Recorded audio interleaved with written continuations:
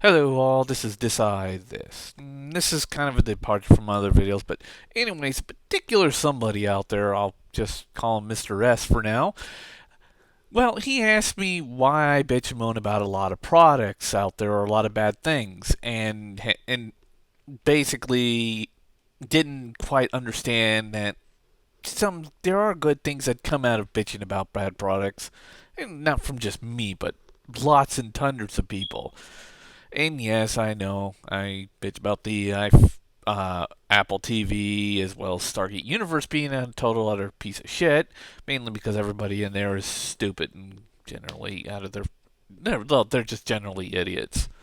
But, anyways, to get on to why I complain about a lot of stuff and why a lot of us complain.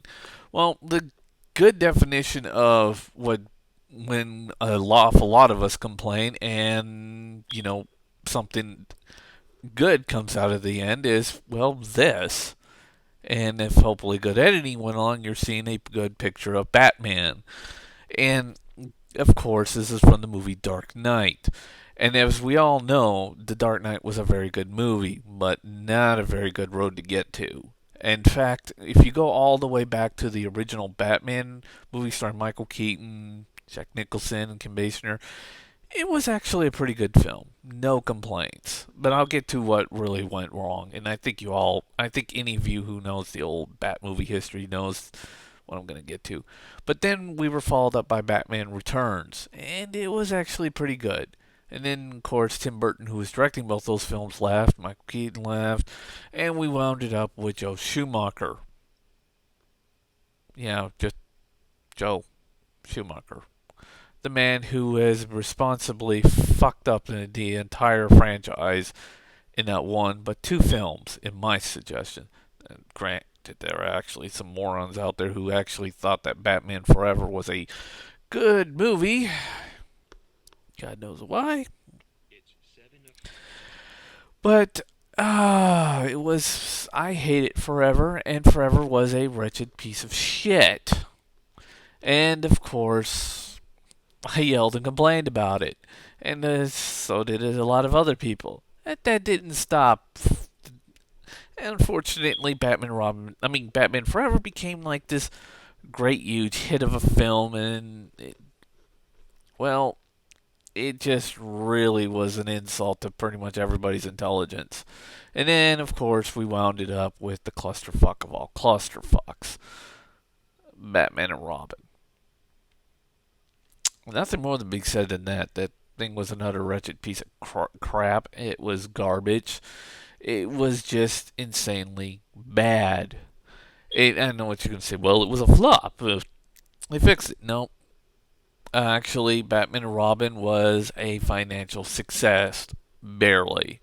But for most of you who don't know, Batman and Robin actually was at number one on its first week and then just tumbled straight on down after its next few weeks of opening in theaters. And it actually, as for critical success, no. Every critic hated it, and everybody bitched and yelled about it. Everybody said this was utter crap. Besides the fact that there were actual people putting money into the theaters to go watch this utter piece of shit. And of course, I guess apparently that made Warner Brothers slash DC, and by the way, DC owns Warner Brothers if you want to know, say, well, we fucked up. And so what they did was they, well, rebooted the series, and we got Batman Begins. And I have to say that Batman Begins was a good movie. And so was Dark Knight. In fact, Dark Knight was very damn fucking good. I didn't really like that whole "I in the Batman" voice, weird kind of choking sound that Christian Bale was making, but it was still a damn good improvement, and I have to honestly say that it was a good movie. But there you go, and a ridiculously bad fuck up, and a ridiculously large amount of people. Sorry about that phone ring. But anyways, that's why we complain. And when I look at that piece of shit movie called Afterlife, I mean, let's face it. I mean, that thing is making a lot of money, and it's literally is like what one YouTuber said, a poster child for movie refunds. Yeah, I forget who said it, but it was actually pretty fucking funny. But that is exactly what it is.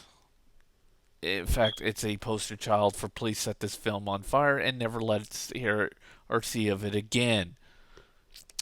Why do you people keep paying for these bad franchises? I mean, why do you keep dumping for them? Everybody knows they're bad. Every critic knows they're bad, and they complain about it. In Batman's case, at least they got a fucking clue and decided to change it to something that was good. But yeah, there you go, Mr. S. There's your proof that sometimes bitching and complaining about certain things actually turns up something good. So, enough said.